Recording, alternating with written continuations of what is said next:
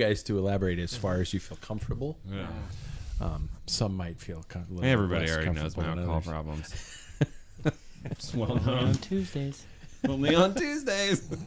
Only on podcast night, which happened 2 times in a week. That's what it was. Yeah. We just doubled down.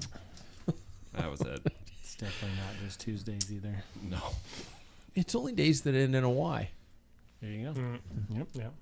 Before we begin, it's that time. That's right. Sponsor mentions. Doer Activewear, people. Pants from Plants. I'm wearing a pair right now, and I don't want David to get upset because You get the new one. the spring collection. See, mine are more gray. It's pretty cool. Those are nice. Yeah. I'd show you the gusset, but that would be inappropriate for, Good. I don't want to show you my wherever the Jingle gusset is. jangle. Yeah, but it's super freaking comfortable pants, and these are like work quality. I mean, yeah. It's just I love these. You guys buy these pants. Go to Packfiller. Click on the link. Packfiller 15 is the code you use, and you will get that discount on those. So, I'm a firm believer in them right here. Next off, Scratch Labs, you guys. That's right. The innovation at Scratch continues with, Paul's got his Scratch Labs shirt on, even though the logo's wrinkled. You got to pull down your shirt. There we go. Your cleavage was holding the shirt up too high. Yeah, my boobs. My man boobs. Moves. Absolutely brilliant stuff. Well, you haven't tried the newest recovery flavor, strawberries and cream, yet, but I'm going to. I have a bag in my... Do you? Yeah. Oh. We'll see. I can't wait. If it's anything like, I buy a bag of the coffee and a bag of the chocolate, and I blend them together, and so every time I come home from a ride, it's like mocha time. Well, I'm hoping... You guys know those like little wafer bar things that are like... I don't know, the rectangles, and they're like wafer, and they have like some cream filling thing, and they come in like this cheap plastic. I'm hoping it kind of tastes like that. They were all over Thailand. Yes. That was like what we Yeah. would eat in Thailand. Like the old school, like really, Yes. really old crap. Yes, Yeah. really, really old. The It's like crumbly wafer. pie, you They know what these crumble are? when you Yeah. bite into them. Wafer. Yeah. Wafers. Wa- They're wafer. wafer thin. Wafer Yeah, thin. yeah. Mr. Creosote. That's what I'm hoping. Yeah. To be determined. Absolutely Keep it stuffed. posted. Bring me a bucket. You better be in a bucket. You guys, absolutely brilliant stuff. Check them out at scratchlabs.com. Tell them we sent there. Lastly, you guys, the listener, that's right. You can help us take it to the next level. Our Patreon program is up and running at packfiller.com. As it grows, so do the offerings. We are able to make it happen. First off is the true return of the monthly video show. I'm putting myself on the line, my neck on the cutting board, known as Coffee and Comments, but we've got a new name for it. As soon as we reach our target to launch, it's going to be launched just to the patrons first. So there we go. Come be a part of the Pack Filler. Let's do this. Let's boo boo. I watched that movie last night. You guys seen World's End? No? Third Is in the that- Cornetto trilogy: Shaun of the Dead, Hot Fuzz, and World's End. Yeah, and it has like all the famous actors in it. And Well, it's like Simon Pegg and Nick Frost, but I don't know if they're famous. That's not what I'm thinking of then. Great movies. Yeah, funny. Brilliant movies. Brilliant movies. Well, it's technically been 2 weeks since our last show, even though it's really only kind of been a week. About 12 days? 11 days? Week and a half. Okay. Although we did produce 2 in 1 week with a nice little gathering after the show. If you're on our YouTube and you logged in earlier, you heard about some of the stories of our little get-together after the show.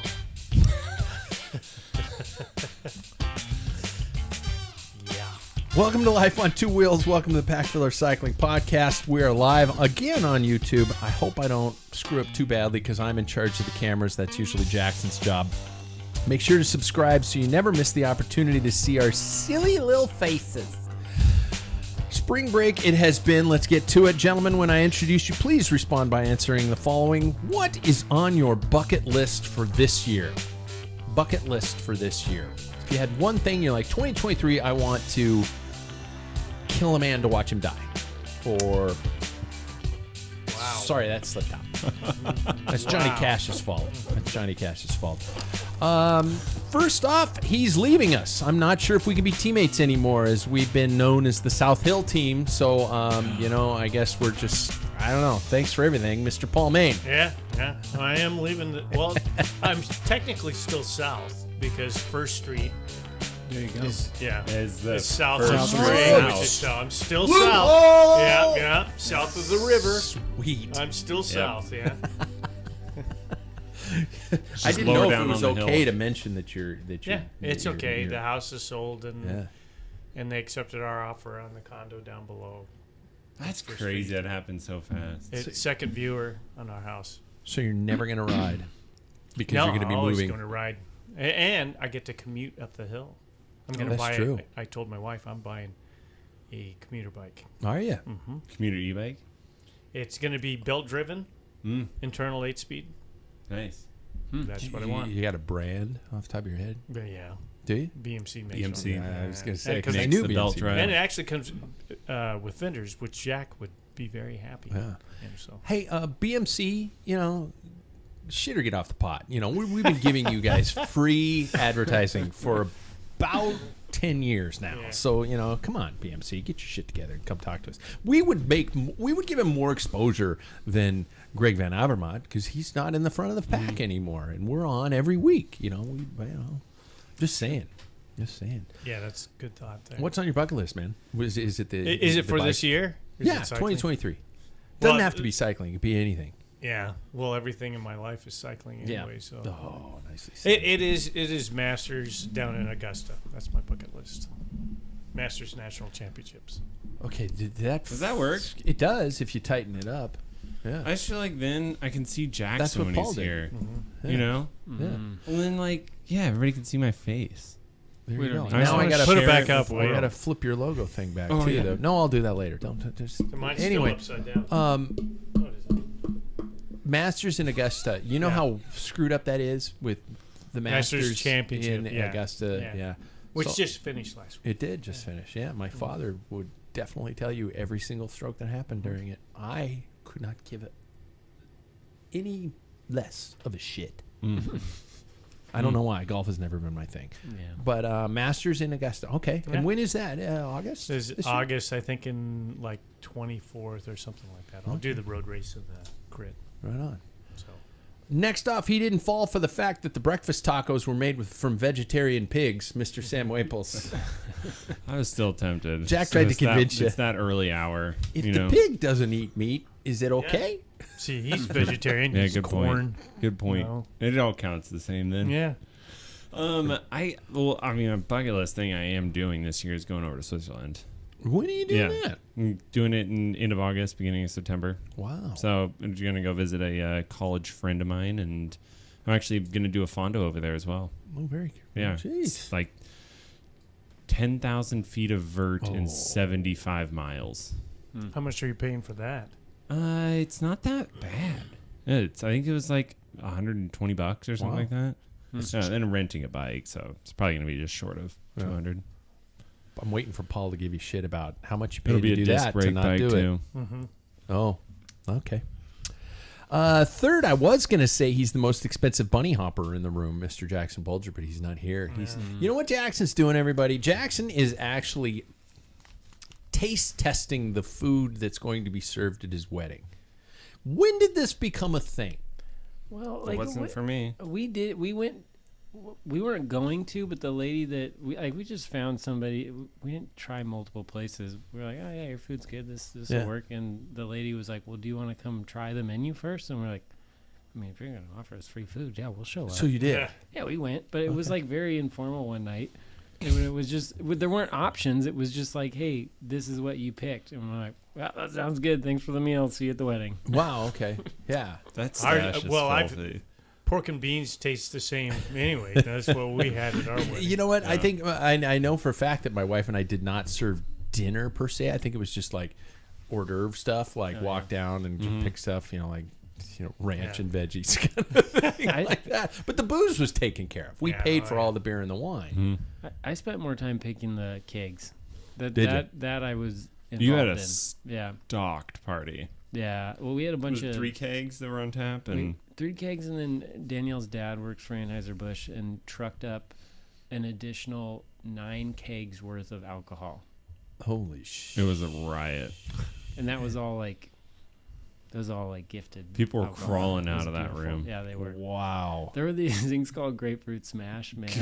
It was ruined so many of my friends. 8% couldn't taste it. Since he's talking, he's the guy who apparently stretches out the time between chamois washes, Mr. David Waples. Hey, it was a simple question. I wasn't admitting to anything. What's the longest you've gone on most repeats on a chamois? I thought this was going to be a question for everybody. I didn't think I was going to be on the spot here. If you clean it with like, Sink. isopropyl alcohol or like, hand sanitizer, does that count? How about under the sink? Yeah. Wash it out in the hotel room with a little bar soap in the sink. I'm just One trying and to, I'm just done. trying to see. It's not. I'm no. one and done. I am Yeah. a one and done. I'm I'm in just wondering an ideal world, one and done. But like, Well, if you're like on a massive, bike packing trip, Have I shared I'd this- still wash them. Have I shared the story of our teammate that showed up from Walla Walla without his, and he had to take a chamois from a racer that raced before him That's and get in that and was it your shorts or you've done No, that? remember that I had the clammy chamois story? Oh. oh my god, just donate, that race entry. Frozen Flatlands, and there was a time trial in the morning. The second stage is afternoon road race, short little road race. I forgot my shorts and nicely. Just peeled them Michael MD said, "Hey, I have." Because it was the first race of the season. He goes, I have a box, and here's the keys to my car. There's a pair of shorts in there. Use them. And I grabbed one pair of shorts. They were his. I didn't know. And I'm like, there's nuts on the top of the what? And then I'm like, oh. And I have 5 minutes to get to the start line. He had just finished racing him He finished, well, I think he did his TT. the day before. No. Bruce Johnson claimed Man, his that's story. like- the Good night, clammy everybody. chamois. The clammy chamois. That's like the I was like, beginning of the stool sample swaps here. Yeah. It's like this is how they started. Yeah. Oh, your I gut couldn't, health. I couldn't get Taint get it gut out of my head the transfers. whole race. I was just like, I'm gonna attack. I'm gonna get this sucker over with. And as soon as like, I'm already unzipping, with my hands off the bars when I cross the line. Your pubes are dancing, intertwining with his pubes. Ew. Yeah. Oh, I didn't mean shame. for this to happen. there we go. That should have been the topic, apparently. Me, I'm the guy whose training camp lasted less than 24 hours. Yeah. I'm Pat Bulger. My bucket list for the year is to make it to the last best ride in August, which I signed up for, and to be able to ride the whole thing with a shred of dignity on remaining at the end of it.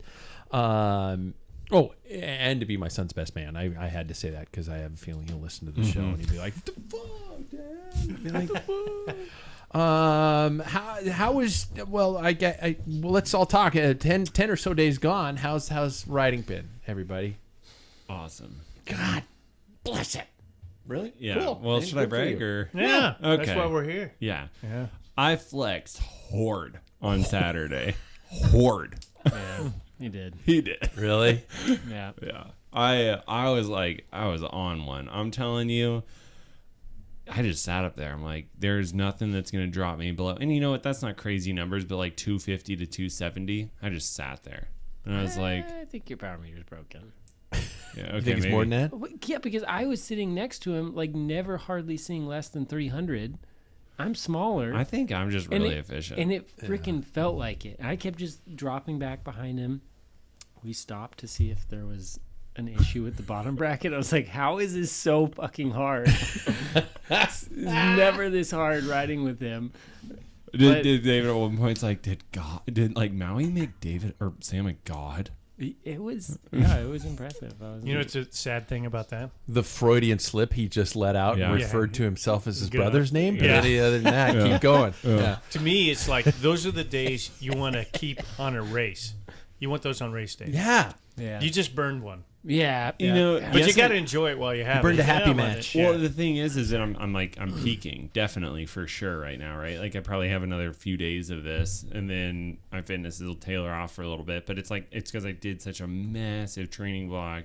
I was doing consistent through the winter, huge bump, and then took a week off of kind of rest, and then hit it. And so I'm switching after this. I'm going to shorter, more intense intervals to get a sprint up, and then I'll be ready. You remember how I was talking about like why the only thing I do is look at power and like how I can sit there and be like, oh, I can do this because Sam can't.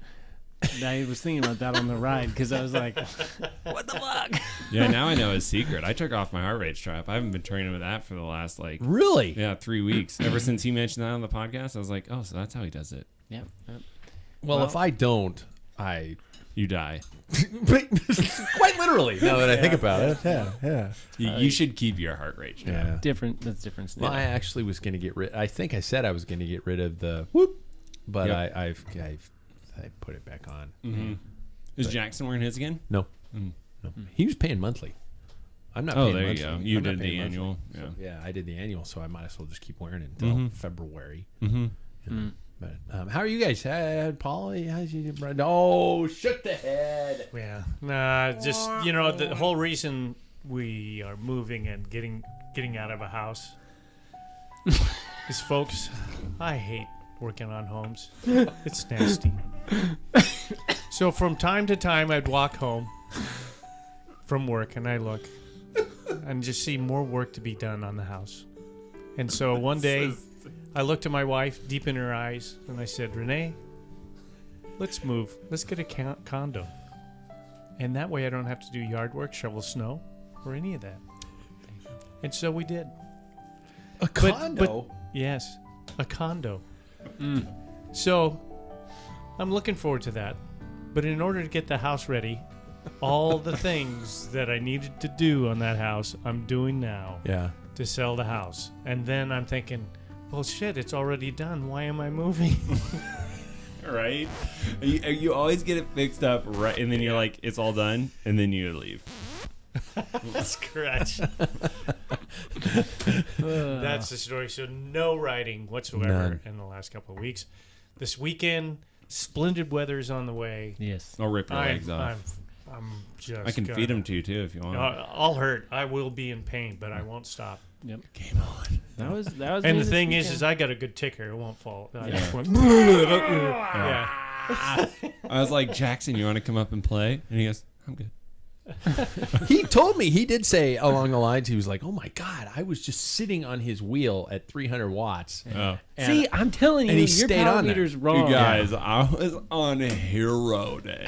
I'm sitting next to you over 300 for like an hour. I'm like, what the is this? It's like headwind. I was like, feed me. I love it. Wish I was there. Oh man, I'm telling you, it was glorious. The only thing that stopped me is we were in kind of a crunch since we started late. Classic Waples, right? But we Hey, the ride starts at 9:30, 9:45. Inbound. but we so we were cooking through, and if I I don't could have wanna be- refueled sometime, like I don't know, Cheney, which is like 15 miles from home, I would have felt great the whole way through. But yeah, it was good. David, how's your riding week been? Well, I mean, that was good. That was That like was the it? first big effort of the year and like big long effort for Yeah. me because I've been able to get outside. And then we did a good mountain bike ride on Sunday. But I'm leaving on Friday night. We are going to California for a week, my wife and I. So this is something we did a couple years back where we just went down there because that's where I went to college and they have such great riding. We take our bikes down. And last time we went, I did like 350 miles. She did like 150. So I do like a bit of riding by myself and then we go ride together. So, It's epic. hoping that's going to, when I come back from that last weekend never happens again because I'm just not used to that. we were Yeah. talking about it on the ride. Like, he's in perfect position right now because, Yeah. like, in 3 weeks he'll just be flying. See, Jackson does that shit too. I He's just know. like going, "Oh, I suck right now." I'm like, in 9 days, you're gonna be. Give fast. It's like I days. nailed it all winter long, and I get 1 day for that. yeah. And then David's just gonna go down and hammer for a week, and then come back and be like, "I'm gonna slap you around all summer." Yeah. It's so nice down there, though. Remember tacos and sunshine? That's where this all comes from. Yeah. Is my time in San Luis Obispo? It's tacos It and is sunshine. So I went to Lewiston, Idaho. I went down there for my spring breek, and I took my How was your RV trip? down there. It was, you know what? It was. I got there. Was it long? It snowed on the way there. It was not long. I got down. It snowed on the way there, and I'm going like, this is going to be interesting. But I already paid for this RV spot, and so I got down there and I descended into the valley. Sunshine, like mid 50s. And I was like, okay, this is going to work out. I went for a ride that day, got about an hour and 45 in, came back, and, did my normal evening thing, went to bed, woke up that next morning. I was going to do about 3.5 hours. The whole week was going to be at least those kind of days, 3 to 4 hours a day. Just, not super hardcore, but, some climbing and stuff like that, just to, kick the system in. I got 2 miles into that second ride, and I went back into AFib. Just like I'm climbing out this tiny little climb. I just get out of the saddle, and all of a sudden I felt my chest just go. And I was like, oh, fuck. Just pull over, look at my heart rate monitor on my Wahoo. And it was like, I'm standing on the side of the road at 180 beats a minute. Damn it. Son of a bitch. And so, needless to say, I turned around, soft pedaled back, sat in the RV for a little bit, just trying to think, okay, maybe it'll just chill out. It didn't chill out. And so I loaded up my campsite and drove back. So I got 2 hours of riding in on my training camp week. And then I pouted for about 5 days. I basically spent a lot of time here in the studio kind of just cleaning stuff up and listening to music, The Cure, Depeche Mode, kind of really, really happy Minor stuff. note stuff. Yeah. and got in a couple fights with my wife because she was just like going, the fuck is wrong with you? I know that you're sad, but you got to stop it at one point. My wife is always right. But and then it was, I think it was Friday or Saturday. I'm I've worked down here cleaning all that kind of stuff up, all that whatever, and I'm talking to my wife while sitting on the couch. Strangely enough, with a little shot of bourbon in my hand, and I thought to myself, check your heart rate. And I checked my heart rate because I was going, something's weird. I feel human. And I was back in sinus rhythm. And with sinus rhythm, which is a regular heart rate, not sounding like, Miles Davis is in control of it. Yeah.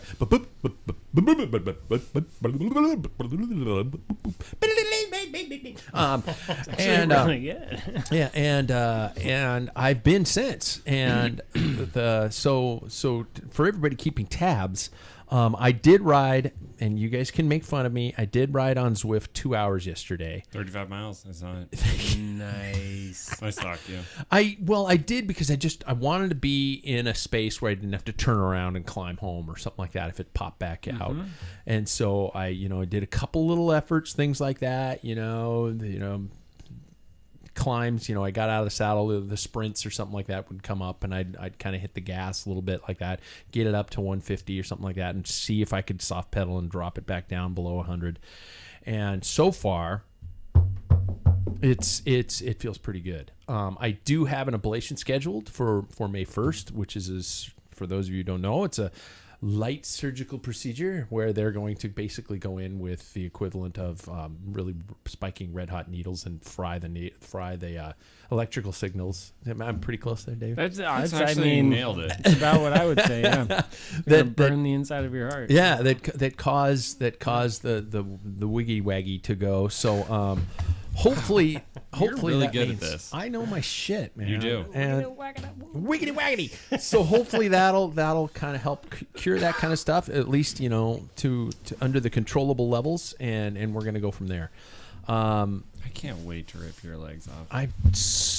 I'm gonna keep testing my legs this week, and then if I can straddle a top tube on Saturday, I'm going out with you guys. I'll see how far I can go, and I'll be kind. I'm surprised. But once your heart is fixed, yeah, I'm gonna rip you a new one. I am surprised Bring that it, bitch. your goal for the year wasn't just to shut him up. Well, it is, but I don't want to fuel his fire right now. See, you've ruined it. It's just like we pulled open the curtain, and you guys see that the wizard's not the wizard. So we want to make sure that Sam doesn't know it's coming until I accelerate again. The beautiful thing is, it was either one of them I could have taken on that day. That's what I hear. That's only gonna happen one time.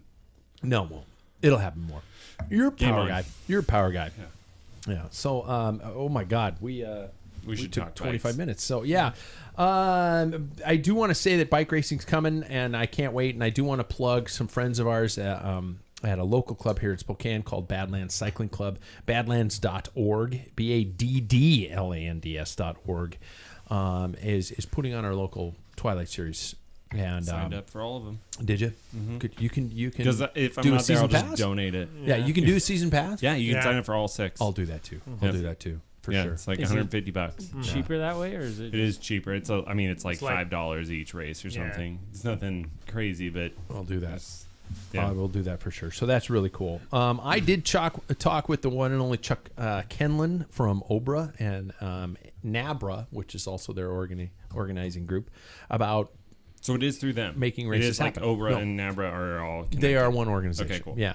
About putting races together, about putting races on. And I know this is probably going to, hopefully not enrage my fellow board members of the Washington State Bicycling Association, but about putting on races, about affordably putting on races, about getting away from the USAC method of apparently nickel and diming everything to death. After talking with Chuck, now I'm not even paraphrasing. I'm kind of trying to recall it in my mind. I wrote it all down somewhere, but it's the equivalent of about $3 per rider of an insurance policy, and the insurance policy is up to $8 million of coverage for a race promoter, and no necessary need for officials. You should have some sort of officiating. He said very well. He says if you know anybody in OBRA or if you know anybody in USAC who's willing to come and officiate your event, that's probably not a bad thing to do. I don't know if those type of people would cross over. By the way, I've reapplied for my USA Cycling officials license just so I could do something like this. Because if we have 3, 4, 5 people internally in Spokane in our community who are willing to officiate a race, all of a sudden you're not nickel and diming yourself to death.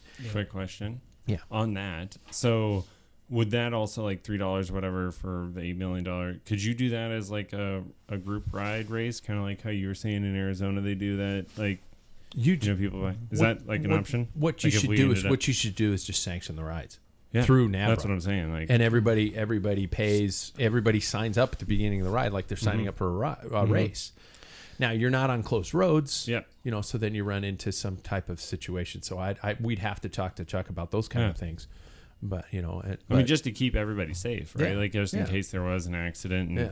then people would be covered. Does this make you Wabra?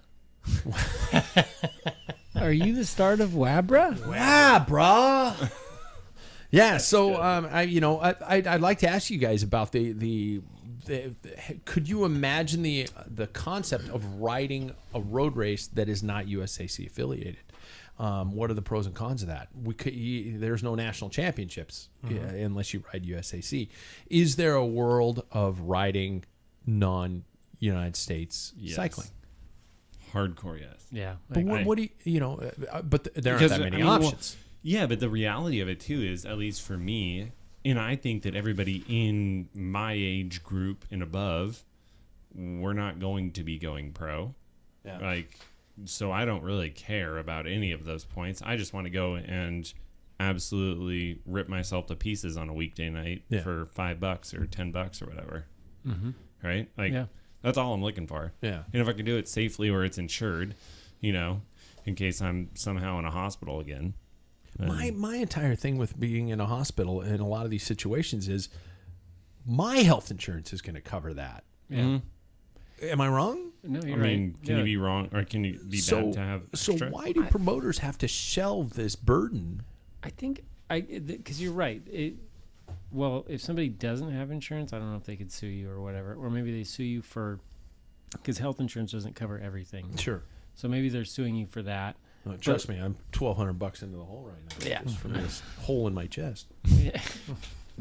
But I think a big part of it is liability, right? Like if something happens on the course and there's people out there that will, So you're negligible. Yeah. You didn't sweep the corner, or this is not a safe course. Do y'all remember when they didn't connect the fences? You might have heard about this. Yeah. When I was in college, there was a kid who went into a fence.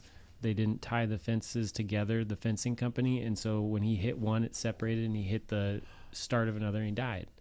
And that's, I think, what you're carrying insurance for, is for things like that. Yeah. I don't think it's to cover somebody's. I mean, if you can afford a road bike these days, you should probably also have health insurance. Yeah. Right. Yeah. I thought it was one or. Yeah, it's one of Road the bike other. or medical insurance. one or the other. It's like Yeah. Medicaid, awesome. Yeah. Yeah, right? $10,000 bike, I'll take that too. Paul, you're probably the one who's the closest in tied to what USAC offers because your desire, the bucket list you mentioned at the beginning of the show about nationals. Yeah, I think there's some benefits to it. I mean, it'd be nice to have. I mean, I do want to race, and if you want to do these like national level races, you want a good organization and a good, rule base, everything that USAC has. But I think if it comes down to it's unfortunate, and we can't back what it costs for USAC to do, then we have to come up with a different alternative, and that's it. So and like as Sam was saying, it's like I don't need any points, and especially me at 60. Yeah. Why would I do that? Why would I care? I mean, it's always fun to throw yourself into state championships, right? Then you can see where you are at your age group when you're a master and national. But outside of that, I don't care. I just want to race. I don't care who's the governing body or who gets the money. I just want to race. There was...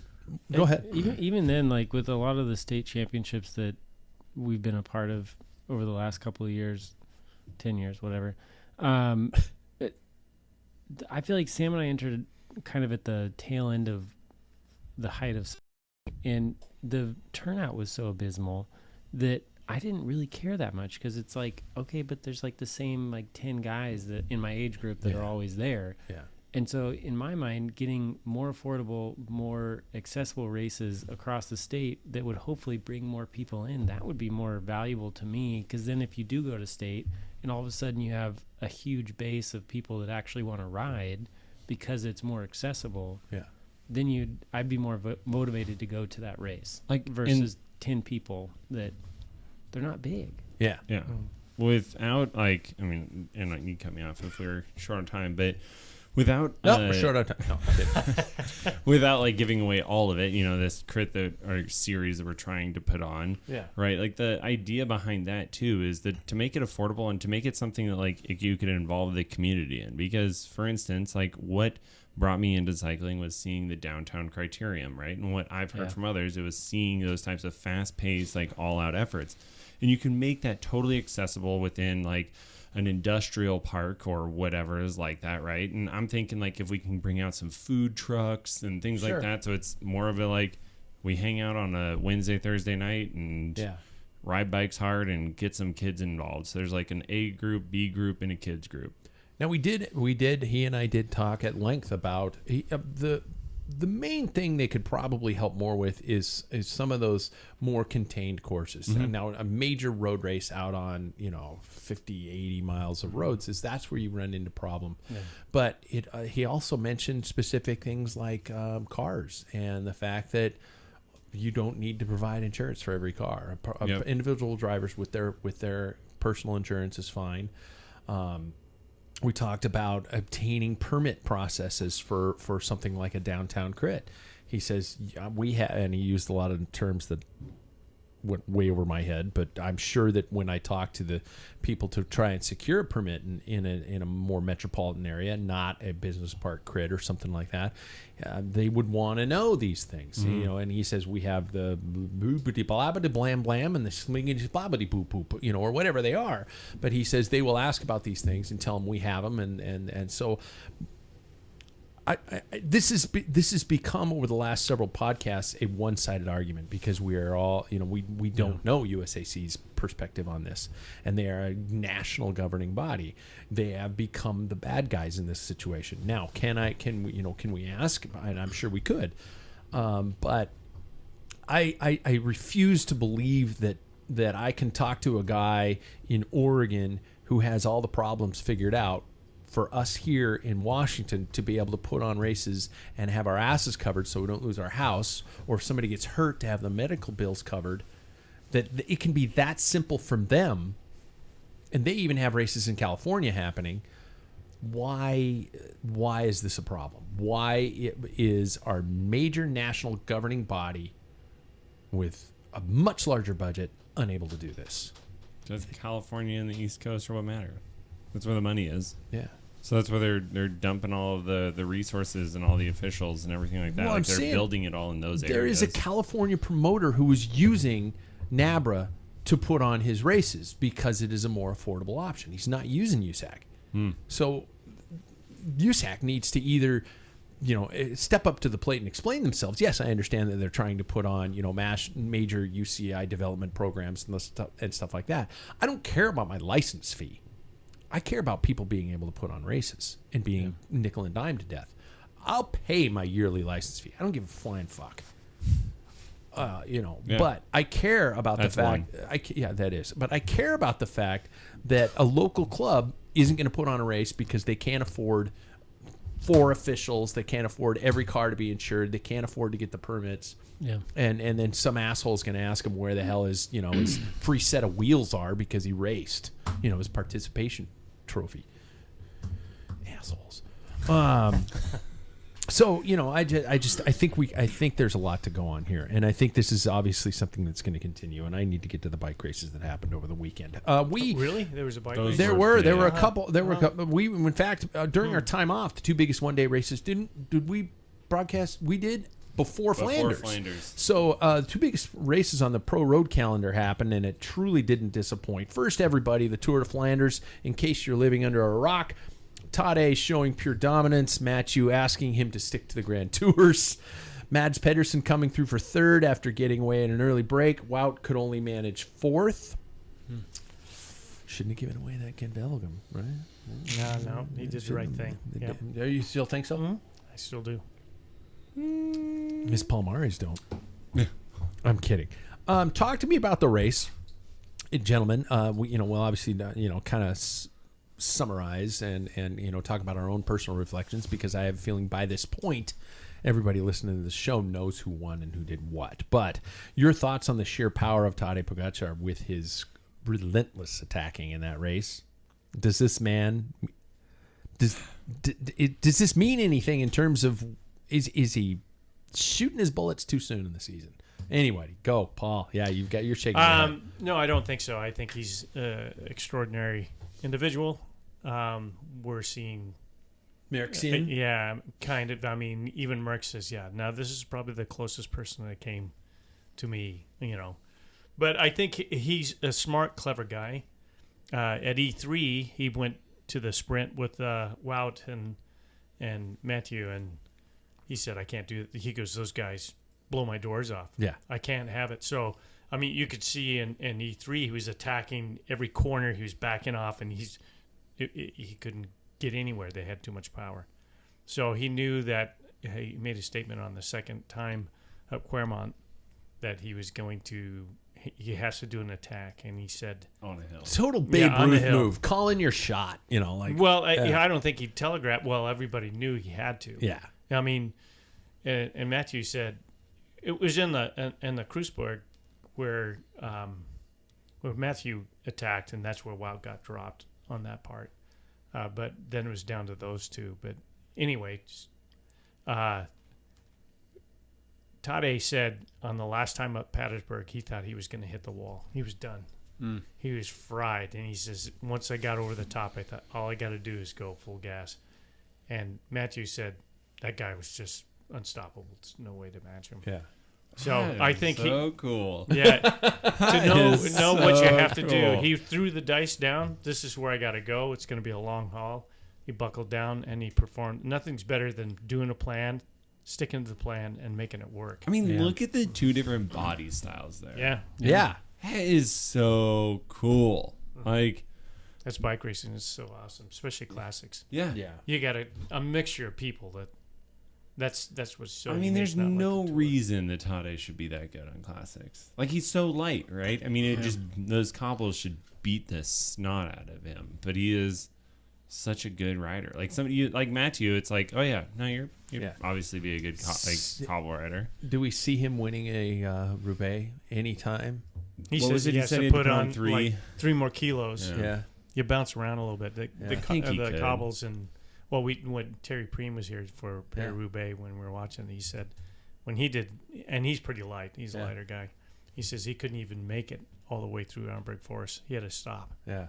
It stopped halfway. him. Halfway. Yeah. And Terry's no No, weak he is guy. an Terry's off-roading hero. Yeah, Terry's got he's got power. He's got bowls.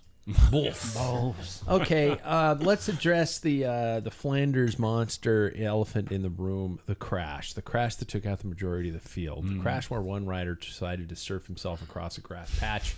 I don't even know the rider's name, and I'm not going to mention the rider's name because I don't want to Because he's destroy his already life not in the anymore. World Tour anymore. Really? I'm just kidding. Yeah, it Probably. might I not don't be. know. Okay, so we know Sam's opinion on the crash. Yeah. I have a differing opinion on the crash. Does anybody want to start? Well, do yours. I personally think that I think I read it someplace, so it's not originally my idea. Is this concept of when a team director tells you to get your ass to the front of the field, you get your ass to the front of the field, or you're out of a job. And I'm not saying this is what was going through his earpiece at the time.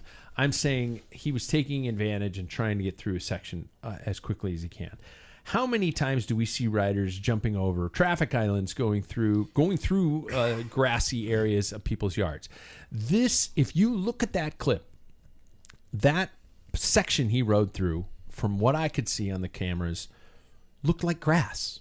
Mm-hmm. It looked like a grassy patch. But it also disappeared from road, right? It was like he was fine. It was road, but then it was grass, and then he could get over there. He hit that and his grass, wheel disappeared, and he dropped to his axles in water. Yeah, and he did all he could to stay upright and not die. And unfortunately, those human knee-jerk reactions sent him flying into the field. My comment was not that I don't think that was his. I don't think that was his fault.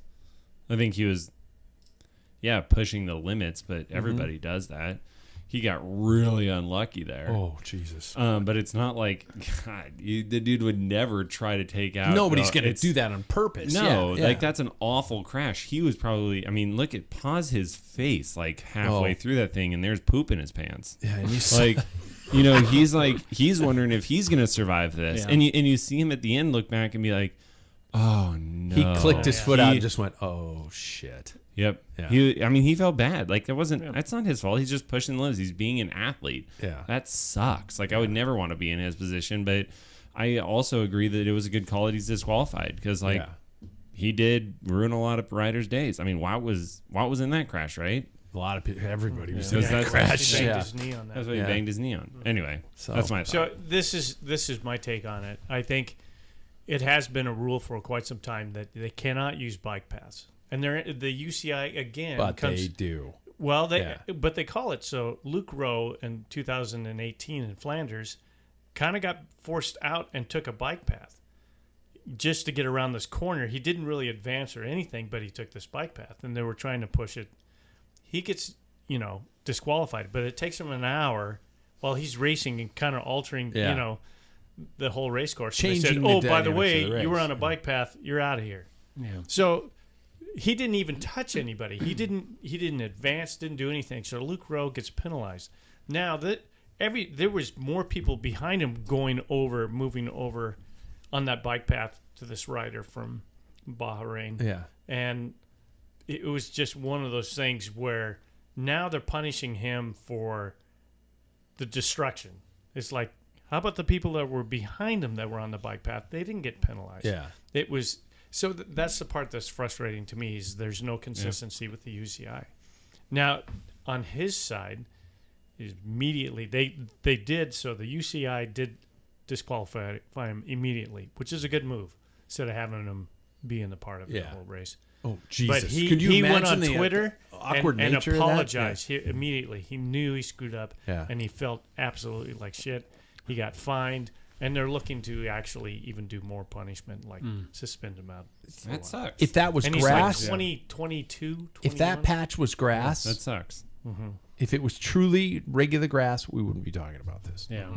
And so I don't think that he should have. I don't think he should be fined further or like held from further races. He's just racing. I mean, if y'all anything, been- make his team pay for some of the other team's losses in equipment. Sure. And let's call it. Why does UCI get any? The fines are stupid. have you guys ever caused massive crash?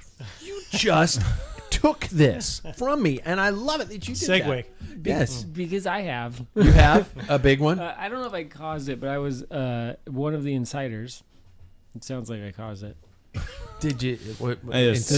insiders. We're going into the final lap in a crit, and some guy starts pushing on me, and I push back harder, and he fell. And then he... Oh yeah, Run a you went race, into a man. guardrail, right? He fell into me, pushed me into a guardrail. My hand went in, I stopped immediately. And then like it took out Tacoed his 3/4. Yeah, took out tacoed a aluminum frame. The down tube just went. Your frame. Yeah, mine. Oh, okay. And it took out 3/4 of the field behind us. And I felt horrible, obviously, but also like the guy pushed, I pushed harder back, and it was just one of those situations where it was like we were just racing, and nobody had any malintent. Yeah. I think they would have let me finish if my bike wasn't totaled, and my brain wasn't concussed. But From the guardrail. Yeah. from the guardrail that I Had hit left with a my face, dent yeah. in his- He kept doing circles, going, "Mom, Mom, why am I in Oklahoma? Yeah. Oklahoma." And I don't think that, like, the guy, Yeah. actually, here's the crazy part about this story. That was in Oklahoma City. And Oh. I moved, Okay. it was actually in Oklahoma. I moved to Denver later and was racing, I was on the way to a race in Denver. And I ran into some guy. I was like, man, this guy looks so familiar. I can't figure this out. Where do I know this guy from? And I start talking to him like, have you, what big races have you done recently? Because I'd recently finished like a lot of the big Midwest crit series. And we start talking about races, and I'm like, oh, you did the OKC Pro-Am? What field were you in? And he's like, oh, yeah, I was in the 1-2 field. And I was like, Until the oh, last great. lap. Yeah, he's like, Yeah. until the last lap, I had a pretty bad crash. And I was like, oh, I think I was in that crash. That's crazy. What happened to you? And he was like, yeah, I was at the front. I got pushed into the guard, or I fell into somebody who went in the guardrail, and he got hauled off in the ambulance. I think he broke his femur. Please say you just said nothing. Like, well, see you got later. it got a little awkward, but he had nothing against me. Wow. He was not mad. He was just like, yeah, we were racing, and like that sucked, but I think that was really cool in the end. That like it was a total accident. We were out in the middle of Denver now, Well, and ran into have a the nice guy. day. I mean, That's it what I'd wasn't have been like it wasn't like we were gonna get a beer afterwards, but it was Oh, that's what it I'd was have been not like. I'd have been hostile. like, oh, sorry It's that that- happened to you. If Yeah. you've seen Dumb and Dumber, it's when Jim Carrey's standing there with two guys outside of a 7-Eleven. He's like, Slurpees, huh? And they're like, yeah. He goes, well, see you later. I mean, it wasn't far off from that. It was not. It wasn't. Just a quick Yeah. moment of crickets. Just Yeah. like, Yeah. We both were sitting there just like, oh God, this is awkward. But he wasn't mad. none of us have ever done that. The rest of us haven't done that. I haven't done that. I've I been, don't. Yeah, I don't think. I've been in so many crashes, I don't know. Yeah. Yeah. I it's- might have had something, grab the brakes and somebody wasn't paying attention and they hit another wheel and went flying I off. did have a series of incidents that in a local training series, there was a criterium, and this two guys from the same team, it was a slow left-hand corner, and they kept moving in, and this one guy ran into me, and he starts pushing me into where I was going to overlap a wheel, and I just gave him a chicken wing and pushed him out a little bit. And then he did it again because he was trying to move up on the outside. And it's like he's coming by and it's like, this is my location. I'm not going to do it. Well, later in the race, I started feeling bad and I was in the back of the pack. And he did it to someone else and he ended up crashing into the ditch, and it caused me to go in the ditch because he was in front of me. And everybody, well, he thought, and I probably to this day thought I was the one that caused the crash because a couple of times I've given him a chicken wing. And so the next week in the series, Alex, who ran the race, and he told me to knock that shit off. That, you know. And you're like, but I didn't and do it's that like, shit. What? And you know, Evil Mark Kanoki said he was with me in the back. He goes, Paul wasn't there. He was, but to this day, the guy thought I was the guy that pushed. You know me. what? I mean, I've shut the door on people, but that's not causing a crash. That's just It's the same as my wheels in front of yours. It's the same Yeah. thing as like what I think I said on Like this Matthew time. did to. Yeah, that's Doug- not. I don't know. Technical. We'll get to Yeah. that. Yeah, we'll get to Exactly. that. Yeah, But yeah, like, yeah. it's, you remember doing the Wenatchee stage race, and I led everybody through the corner, and half the field crashed out. It's, you know, I lost half my shoe. Is that your fault? half your shoe? the right half of my shoe? Is now gone. I went into a curb that was a foot tall and like I rubbed. railed I a didn't corner. fall, but like Sam went through, the next guy went through, I go through, and I'm rubbing my foot, and everybody behind me is down. You're into the curb, the 1 foot. Because curb. I railed Yeah, it so like hard. it's hitting that- my So- outside foot's But rubbing that's on not the my curb. fault. But genuinely, that's how their is that fault. your fault? If not. if you take an insane not. line into a corner and everybody has to, do they have to hold your wheel? No. No, they can just go, I'm going to touch my brakes here and let that asshole crash. It's not my fault. It wasn't. No. I'm innocent. Yep. Okay, let's jump to Paris-Roubaix. Let's jump to the crash heard round the world of John Degenkolb. Everybody, I think, was cheering for John Degenkolb, especially if you're over the age of 30. You know, everybody was just like, "Oh no, my God, this is gonna be so cool." Yep. What? You know, in fact, you could tell that here in the studio we had both our TVs on a time delay, and one of them who saw the crash first, and I looked into the studio, and all you guys were just going, "What? You What do, happened? Ah! You know, and the whole room just erupted in screams at 8 o'clock in the morning in our neighborhood. But we have a situation of Jasper Philipsen swerving in to take the dirt road line, which I don't know, could have been a patch of grass. Wink, wink. And Mathieu van der Poel going in with him, and Degenkolb, who was already in that patch of grass, that path, getting swept out. Is that malicious? Let's put our voices into what the entire internet can't shut the fuck up about, because everybody's armchair quarterbacking this thing. I'll be short and quick on it because I think you guys might have longer opinions. I would just say Philipsen's bars were in front, so So you're going bar placement. yeah, I'm going bar placement, and I think that it's super shitty what happened, but I just think that his bars were in front, so that means it is his wheel. All right. Well, I look at it this way. Jasper was in the lead, and Mathieu was on his wheel, and that's when Degenkolb came up, and at a certain point, he was ahead of Mathieu. And I think Mathieu was going to, it looked like he started accelerating to shoot the gap between he and Jasper, but at the same time, Jasper was like on the same, thinking, like, I'm going to the dirt on the side. Looks good. Yeah, and there's going to be an overlap. I think Mathieu had no place to go. I mean, he was going to overlap a wheel and he's going to take out Degenkolb anyway, like pinballs, so, and he, if you look at it straight on, he did the old chicken wing just to protect himself too. That's just natural. Steady. Yeah. And it's a bummer. Everybody hold. Fudge. So, but once Mathieu shot, because Degenkolb looked a little bit ahead of Mathieu, and then you could see him kind of like point, like he was just going to accelerate and shoot that gap. Yeah. But that was the same time Jasper went They over. came over. Yeah, and then Yeah. he's like, "Oh crap!" He must have touched the brakes, because then Degenkolb was kind of back in front, Yeah. and then boom. What a heartbreaker Yeah. for John Degenkolb. I mean, there's not a whole lot of Paris-Roubaix that he's going to have at the narrow end of the peloton, and that was a devastating one to take. So, we all gathered here and had our little festivities and things like that. I do want to ask you guys about, especially. the women's race.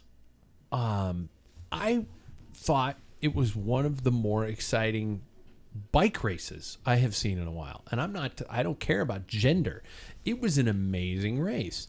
The idea, and I'm paraphrasing from what the female commentator herself was saying, that this concept of this early long break in women's racing is not a regularly practiced tactic, and it was almost as if there were these moments of confusion within the peloton, and especially when you've got riders like Marianne Vos who had to have a bike change and was still chasing up, that there were moments where there was confusion ensuing, where Jumbo-Visma probably didn't want to chase until Marianne Vos got back on, and then when they started to organize a chase, Lisa Longo Borghini crashed and took out a good portion of that chasing group.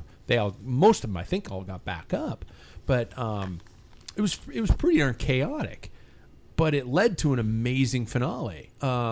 Would that break have stayed away if we didn't see some of those crashes or some of those bizarre moments? What do you think? I mean, all races, and that's just Paris-Roubaix. I think that's what's unique about this race, and that's why everybody's so passionate about it. But I think just to touch on Vos, when she had her mechanical, I'm like, where are her teammates?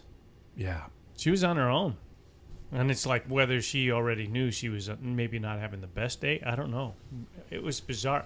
The whole race was not like, and I've heard it from even Allison Jackson said, they watched the men's race and these breakaways that, this is a new race to all the women. This is a third year. Yeah. So they had to change, people had to change the formula. If you weren't one of the, if you're not Trek's, Segafredo, one of the major machines, who's won both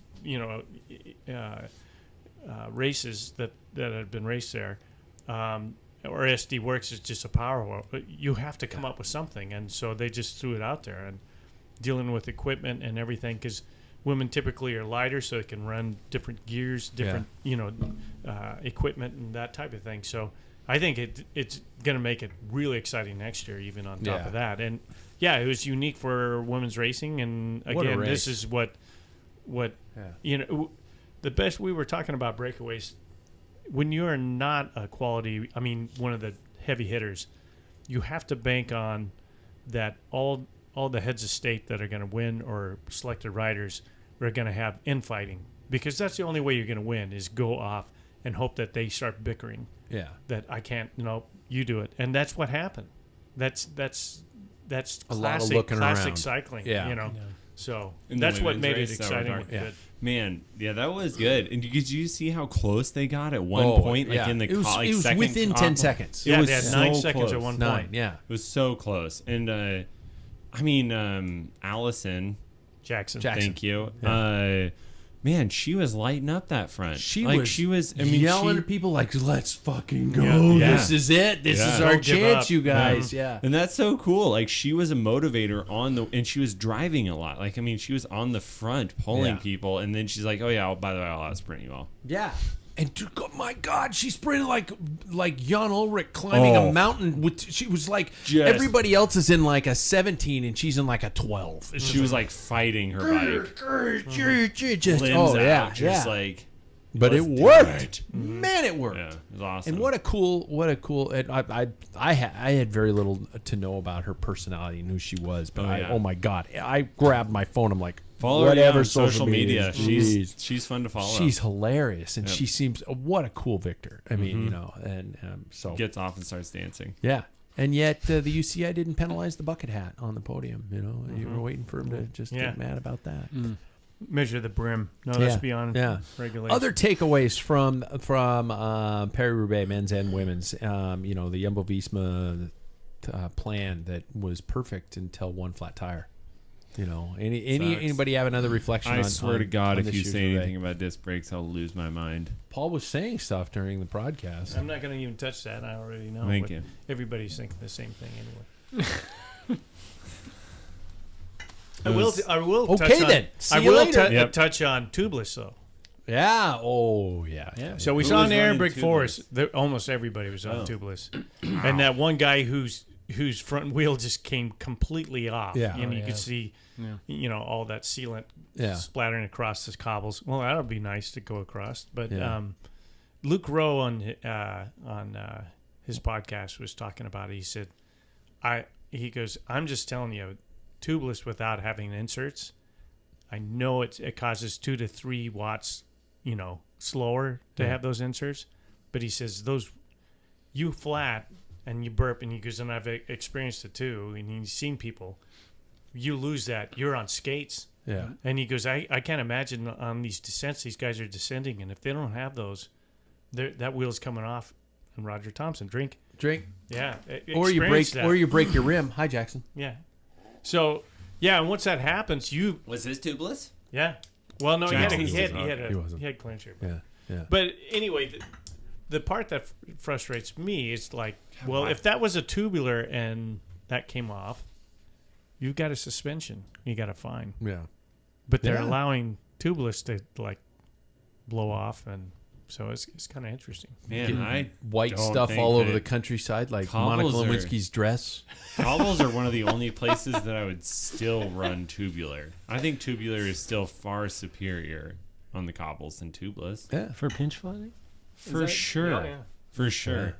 Because you don't get pinch flats on Right. tubulars. There's no rim to. There's no rim to cause that pinch. And, Yeah. and then they're less likely to blow. And then if you do Yeah. get a total flat, I mean, man, that thing's glued on there. I've still taken turns on a flat Yeah. tubular. Fair enough, yeah. Yeah. I don't know. I'm not a We're pro. all starting to agree with Paul. I'm not a pro. Well, on that's that particular race, and in some situations, I mean, even disc brakes are. I'll even admit they're better in rim brakes in some situations. But as an amateur cyclist, it's going to a bike race. I can't afford that. Mm-hmm. You It's just just said not. something It's not. positive about There's no brakes. advantage for me at that point in time. Yeah. It just costs so much to have, like, oh crap, I need a rear wheel, 140 or 160. Yeah. Yeah. Disc, Yeah. and it's like, there goes your race. Yep. And then you don't have pros with power drills changing it Yeah. out. You're like, Or you got to carry your tool. or they've been sitting in the back. They've been sitting in the back of a wheel rig, and all the Yeah. rotors are bent. Yeah. Yep. And they have to match up too. Yeah. So each wheel set, they don't, like a rim brake, you can just open up your calipers and you're fine. But Yeah. anyway, Yeah. I will stop bashing disc brakes because I have to have them at some time. How about Jumbo Visma's helmets? I know they had a cause. I know they were Yeah, the important, brain. but I think they were fine. I don't really care. Whatever. really, Yeah, it didn't bother me. It's would I want to wear it every day? No. If a team gave me a helmet to wear for one day and it had a Yeah. brain on it, I'd be like, cool, let's represent. What was their point? Like brain yeah, injury? brain Like, injury don't we all awareness. wear helmets? Like, come on. Yeah. Like, Yeah. who's not wearing a helmet Bring- on a bike anymore? let's bring extra awareness by, I don't know, having the riders wear helmets. with what it's protecting on Yeah, the that's what I outside mean. instead of the Yeah, on the inside. outside. That's gray, man. It should have been gray. there The is- brain should have been gray. It's true. That would have been Yeah. better. Oh, The that's irony horrible. is that they're still having brain injuries with With helmets. helmets. Yeah. So, Don't say anything because then we're going to be on gigantic like. and old I'm not school saying bells. that. I'm not saying don't. Might as well not wear a helmet then. Yeah, Yeah. but Or the old ones that just have like the hairnets. Yeah, Yeah. I had one of those. I'm sure you did. I'm going to ask the question. I'm going to ask the question. I don't know. Is men's bike racing boring right now because we're seeing the same people at No. the front? I'm going to ask that every time one of these three guys wins. Are we getting boring? David's on the fence. I mean, yes and no. It's nice to watch the three of them duke it out, Yeah. but it is like we're talking about the races every week, and I'm like, It's just changed. It's just like bike racing is in a different state right now. We Which have is the, cool. We have the Amstel Gold Race roster right in front of us. How many of you did not circle Tadej Pogacar's name? You'd be a fool. Yeah. He's raced 16 times this year and he's won 10. And then how many of you didn't immediately look to Albertson Phoenix and immediately look Look to to Jumbo. Albertson de Koenig? Oh, no, to Phoenix, de Koenig, Albertson, and then look to Jumbo to look Yeah. for those other two names. We all did, right? yep. Yep. Is that potentially boring bike racing? Nope. No. No. Okay. All right. No, Fine. because No. they keep mixing it up. Okay. And it's like it's just these sheer dominating power performances that are so cool. Yeah. And I'm going to back that up because Ghana said that he, He's gonna be off the back. well, he said his legs felt good at the Carrefour, and then the big crash happened. So you think about that race was really exciting until shit happened on the Carrefour, and we had 16 kilometers left. Degenkolb goes down. There's a split. Wout attacks, drops everybody, and Matthew fights to get back on. And he gets on because Wout has a flat. Yeah. And Wout was gone. he was Wout was gone. Not Wout was, before no, the absolutely not. I'm No saying way. Before, if he didn't get a flat, Wout's gone. no. You No, lie like a You're rug. wrong because he attacks and Ghana said Denial ain't He just goes, a "I river thought-" in Egypt, Sam. yeah. Ghana said when they attacked, he goes, I thought I had good legs, and he's like, I couldn't do anything. Yeah. Because when Wout attacked, it was like, and there's 16 kilometers left, and he had that much gas. He goes, it's over. But then he saw him on the side of the road getting a stupid disc wheel change. Oh my god! But hey, here's something. If that it was a rim his. break, That was it would his. not have been any faster. Wout's guy on that corner did the wheel change, and he did do it pretty fast. Was the guy that does the pits in his cyclocross races. Oh. Yeah. He placed That's him there lucky. for that This is reason. gonna- He this- put him there for that. This Oh, has okay. got to I got to transition into our topic, which is brought to us by our friends at Perry Street We haven't Brewing. even gotten to our topic. I haven't. No, brought to us by our. Well, we got to fly through it now Thank you, because Perry you Street. guys just won't shut the heck up. Brought to us by our friends at Perry Street Brewing. If you live in the Spokane region, get to the Perry district, get to the Perry Street Brewing, and just Drink all bask, of the beer. Just bask in the beauty. What were you saying? The beer they just had The on tap? Helles. That's Hellas. I like the So- check. The check The is check? so good. That's a Get Bills- yourself Bills a rack, man. ramen Rito. No, I don't do the ramen burrito. I just do the pork burrito with a banh mi burrito style. But which have is you much had a more ramen relaxing. burrito? Have you had a It's ramen? got a burrito. It No, should not have noodles in it. So you haven't On had principle it. You haven't or had because it. you've had All right, it? disregard. Noodles- he hasn't noodles even and had it. burrito He doesn't know don't- what he's talking about. I have seen it. I'm just haven't not had going to it. eat it You need because to put it you in your can put mouth. pork in it. it's a heart attack coming to your plate. Yeah. It's a carburrito. Yeah. Burrito. Carburetor.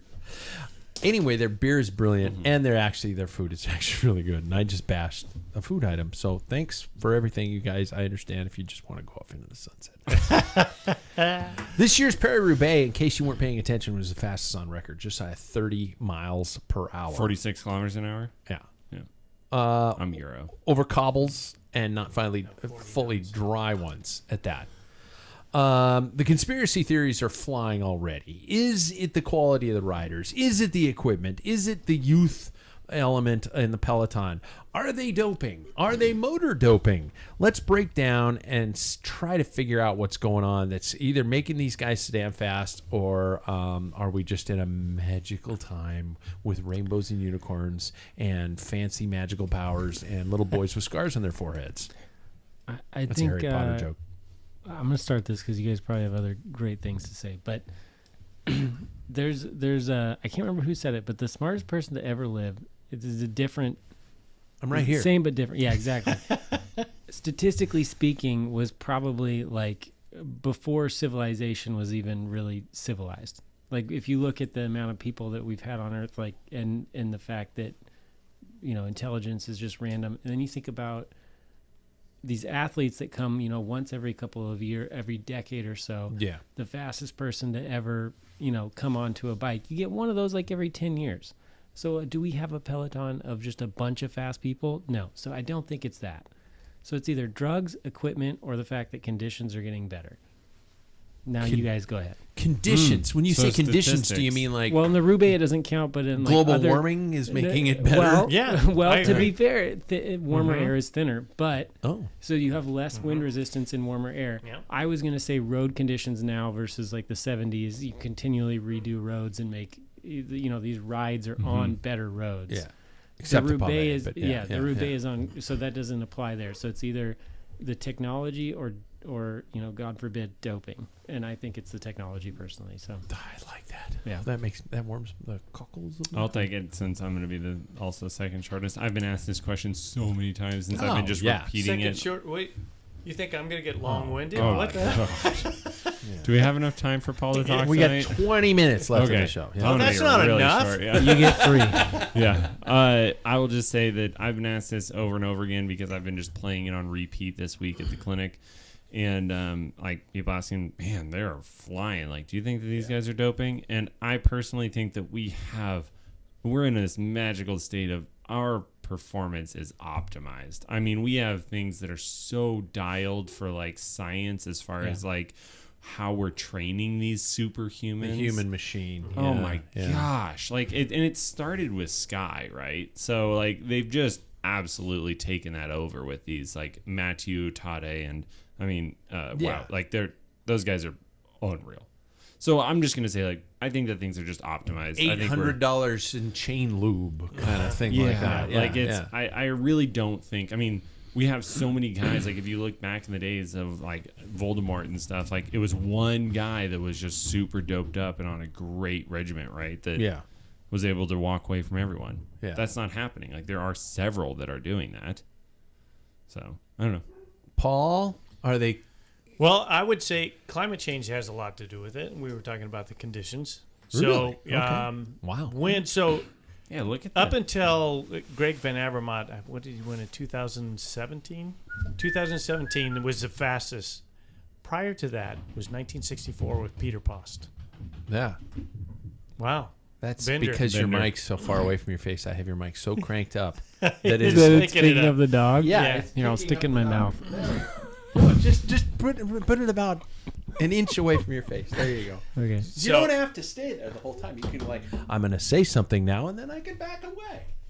Anyway, Paul. So Peter Post, 1964 was the record up until Greg Van Avermaet's year. All those have been clocked with tailwinds.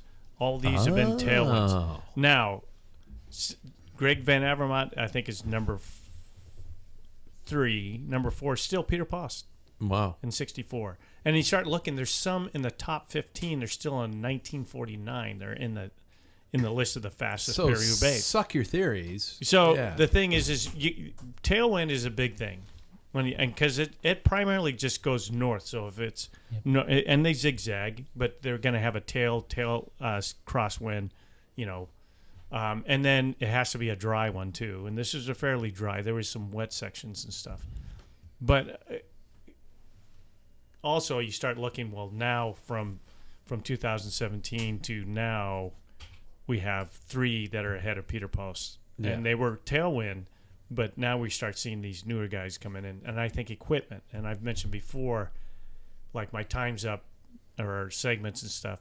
Before I had like carbon fiber bike and a bike that weighs 15 pounds. It's like, God Almighty, that was a huge thing. You were doing technology. but you are now doing similar times. But in your youth, you were still doing pretty fast times. I was doing fast times, but Yeah. I can bet you in my 40s I was beating some of my times in my 20. I don't have any real records or proof. That's gear. But, That's equipment. but Yeah. I know the people that I ride and train with, I'm now just like flying past them when it was a struggle before. Yeah. So, and then Paris-Roubaix, you'll look, boy, wider tires do make sense. Yeah. They're running 30s, 32s in there. So they're getting less. Well, they're getting just as many flats apparently. Yeah. But they're not fatigued from the So just Arnberg using Forest looked like a snow globe from all the white stuff flying all over the place. But, exactly. somebody frocked the Arnberg that's Forest right. from all the sealing. It was beautiful. But I think Winona there's more. Ryder's spinning around in the center. Edward Scissorhands. Oh, what is the sun? Oh, this is geez. beautiful. Oh, yeah. So I think that, and what I don't want is doping. Yeah. It's kind of hard for me to swallow. But if somebody said, "Oh no," it comes out that they did, and I'll believe, well. But I think there's fecal more. transplants. Yeah, it's fecal transplants. Come on, It would go 2 back fingers. To that. Yeah. So I think there's whoa, whole fist up there. Doc. Whoa. Whoa. Yeah. Using an ice cream scooper? Wow. Jeez.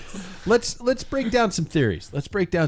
Throughout history. Okay, by the way, that warms my heart to think that we are either all sitting around this bar living in denial, or there are potentially some reasons to explain why these guys is going so damn fast. Yes, there's probably some dietary, some medical things that are legal, hopefully, going on. Are they all taking hits of albuterol before they? Well, maybe at some point. Short acting. And one thing I forgot to add is tactics. Yeah. Now, and even back before television, like GCN Plus, we only got the last hour and a half. Yeah. And you hear these old pros, like even Sean Kelly and stuff like that.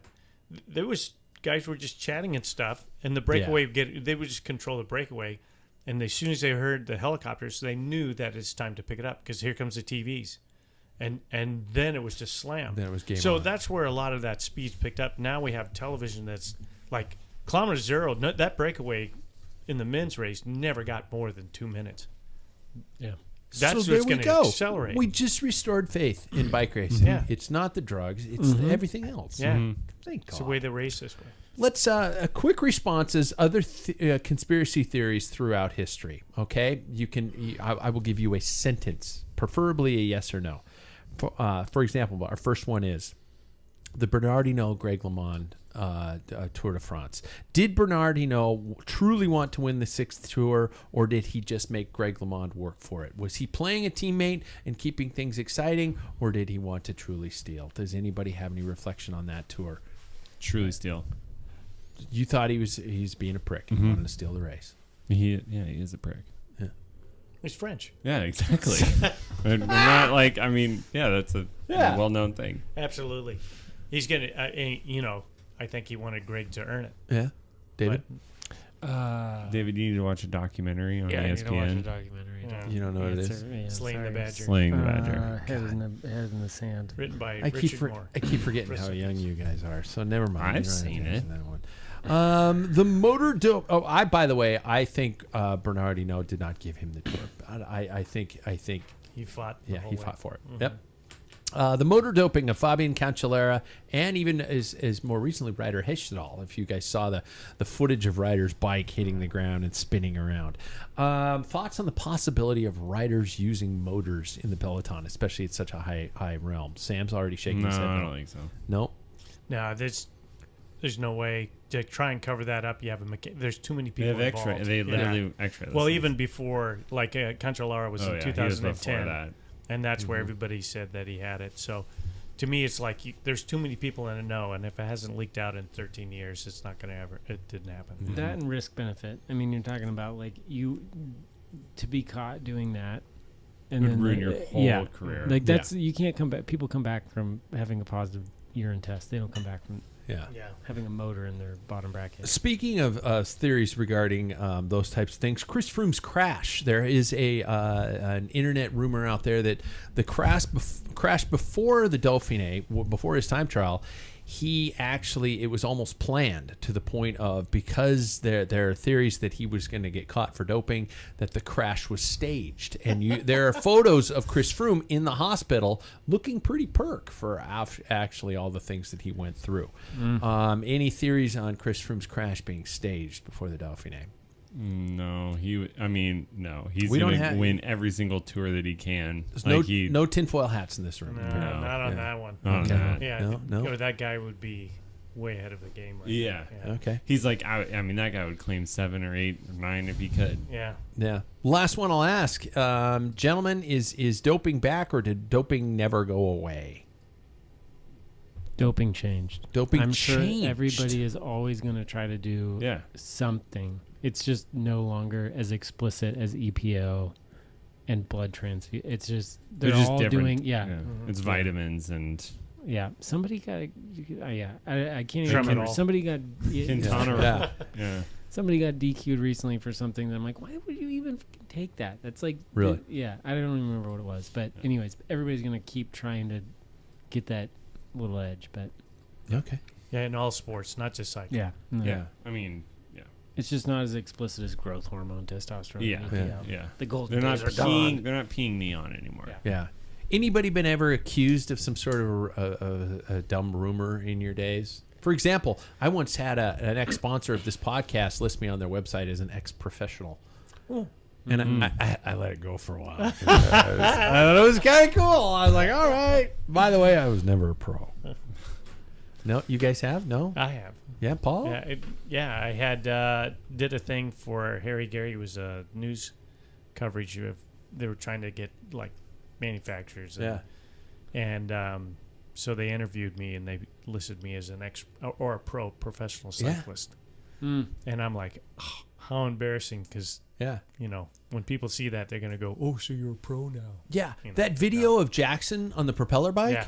I don't know if you guys have seen it. Over 7 million people have seen it, and it says certified professional. Yeah. And I'm like, oh, That's funny. We didn't ever say he was. Yeah. So don't trust stuff on the internet. Yeah. I haven't. I mean, I've been asked many times just because of racing, competitively in the 1-2 field, like, did you ever dope? I'm like, no, I was never even good enough to be considered to dope. Yeah. I tried. I just didn't have enough money. Yeah, exactly.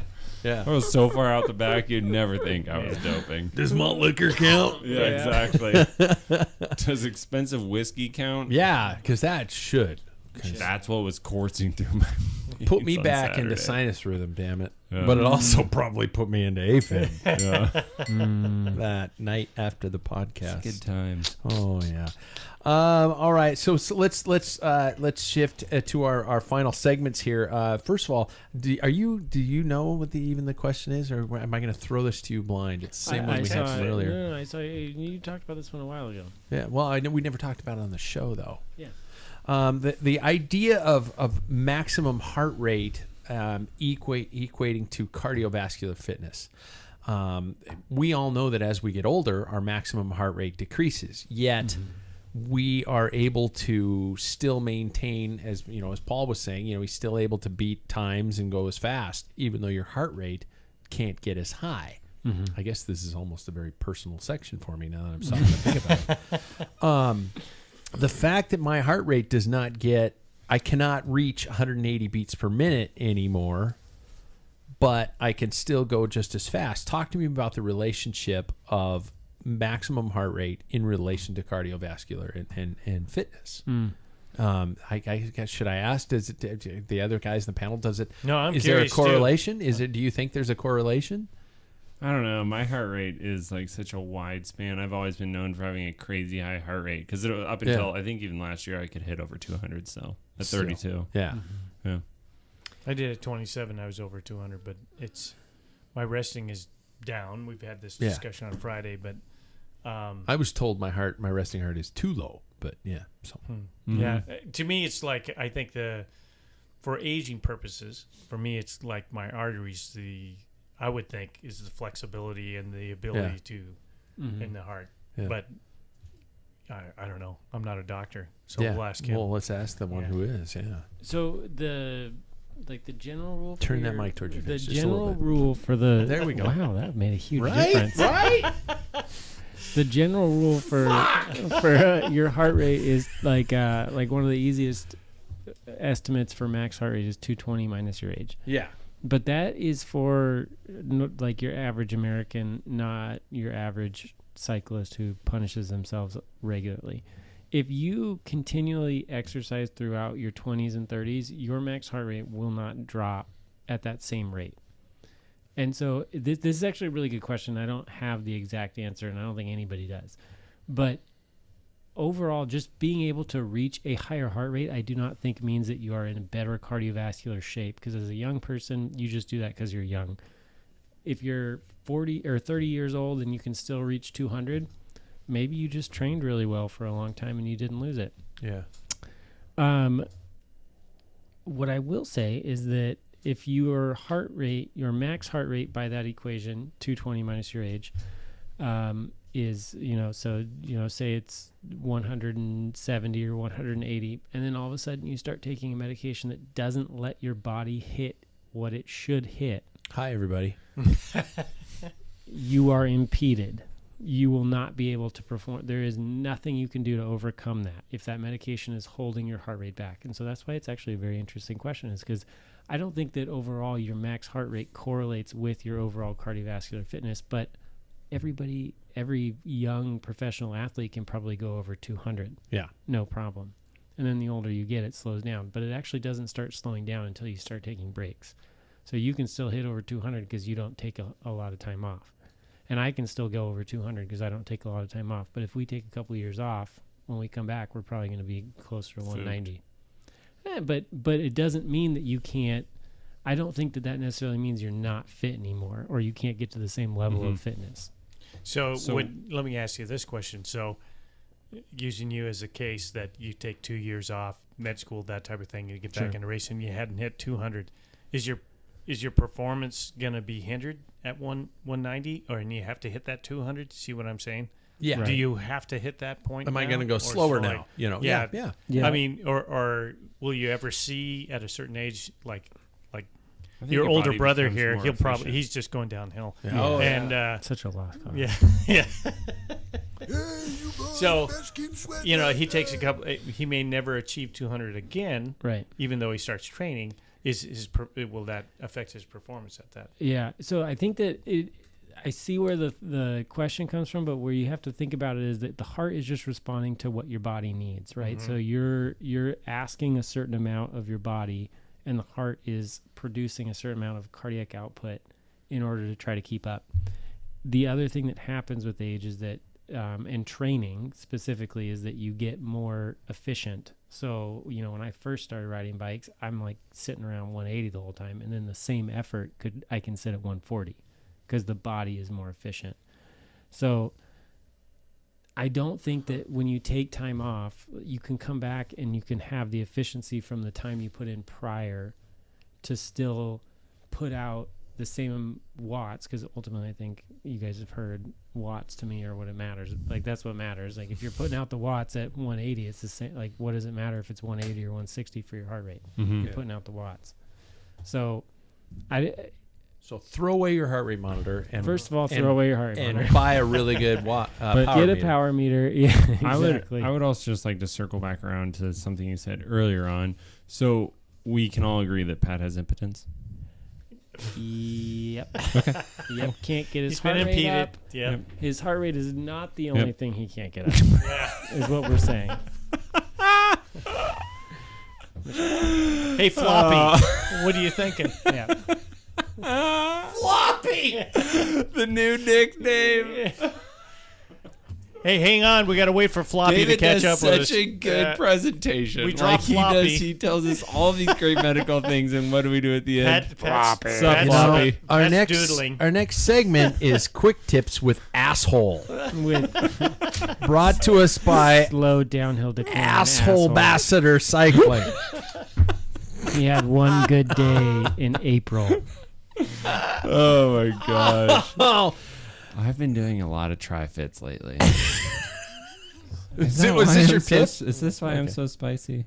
Might Maybe. be. Yeah. You're just bitter. I'm Yeah. bitter. No, No, all triathletes seriously, are- I yeah. do want to mention Ambassador Cycling, even though I call it a bad Yeah, thing. yeah, But yeah. yeah, quick tips. So please get fit to get fit. Check out ambassadorcycling.com. Go ahead, prick boy. So I want to touch on tri-fits. They are very different than road fits. So and much skin. yeah. Wear some socks. I know. Wear some socks. Wear a long sleeve, short sleeve jersey instead of a People smile top. too much. They Yeah. always laugh like Tom Cruise. This. Nobody laughs that much. Just fucking stop it. Sorry. but I will say you cannot translate those road numbers over to a tri-fit, right? Yeah. Like a big part of what I've done the last couple days. I've had 3 of them now this week. Raising the saddle up more because of the way that you are rotated forward onto your bike. So I guess where I would go with this is let's just focus on your shoulders right now. You're having shoulder pain right in the middle of your shoulder blades. Rotate those arm pads out and give yourself a little bit more room to breathe, because your chest is however wide. If your Yeah. arms are inside of that, You're not any more aerodynamic. So many people sacrificing performance in terms of thinking because of his aerodynamic base, right? And it is not aerodynamic. You are just losing oxygen, in which you're then losing watts. So if I go faster, if I get aero, I'm not going faster necessarily. Yeah, that's the difference of like, bringing your arms in versus like lowering your trunk down. Lowering your trunk down, you're more aero. Bringing your arms in, it's just like the, praying mantis pose as opposed to it's all still in front of your body. Yeah. Doesn't make a difference. Dirty air. Open up your lungs. Yeah. Yep. So let me ask you, fitting a tri bike and then a road racer time trial, are they different? Nope, very similar. A roadie tee. Yeah. So the only difference is going to be like, that's a good question, Paul. Should we save that for next week? No, Okay. I would just really quickly say that, Mr. Wealth of Knowledge. Can just, raise up your bars is the only real difference. Yeah. If you're a triathlete, because you have to hold the position for longer. So like a roadie could manage a lower profile position because it's like usually 30K. Much less, yeah. Where you've got an iron distance person who's doing just 100 plus. Yeah. Amstel Gold is this weekend, gentlemen, and you all have start forms in front of you, and we are at our length of our show, so we're going to go quick picks. Not quick fit, quick picks for Amstel Gold race.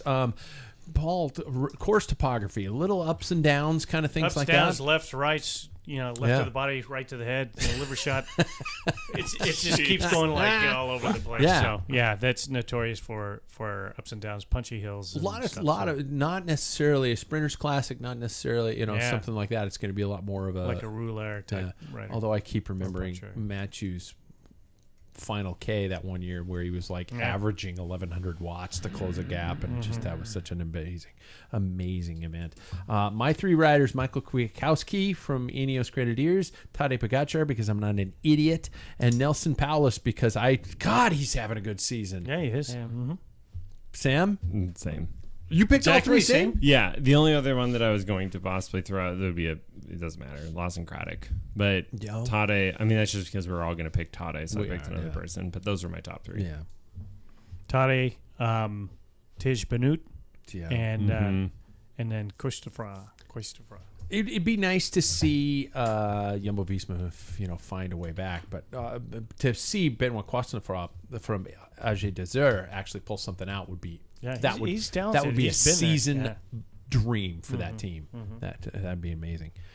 David, do you watch the ride? David, do you watch what? Yeah. BMC, get your asses over here.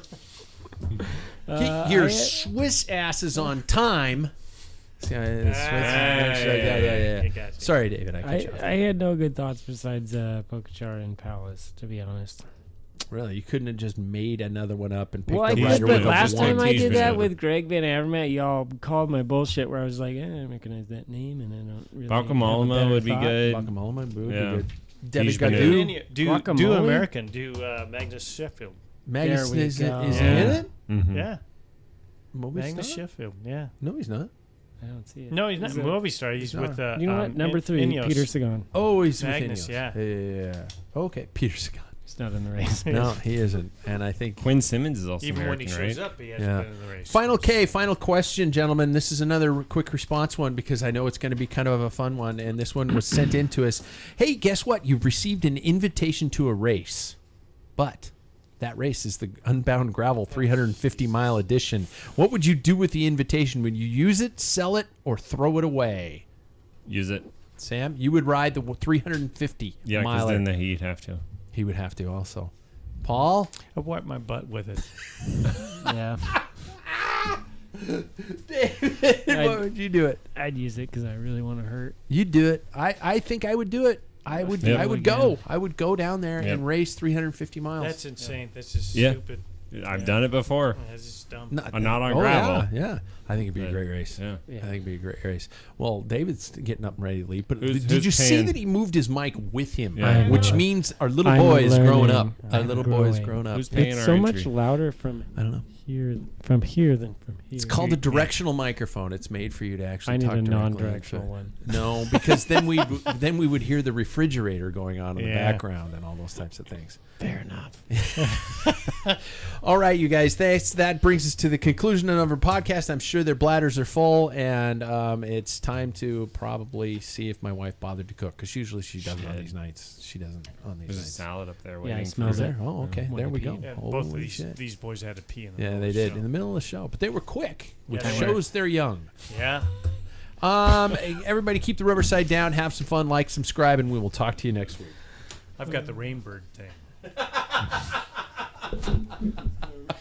The Rainbird thing. That's amazing. I think that's the problem. I just didn't know that you had to like talk at it and Yeah. do the side. And that's what the headphones are for, so you can hear like, oh, I sound good.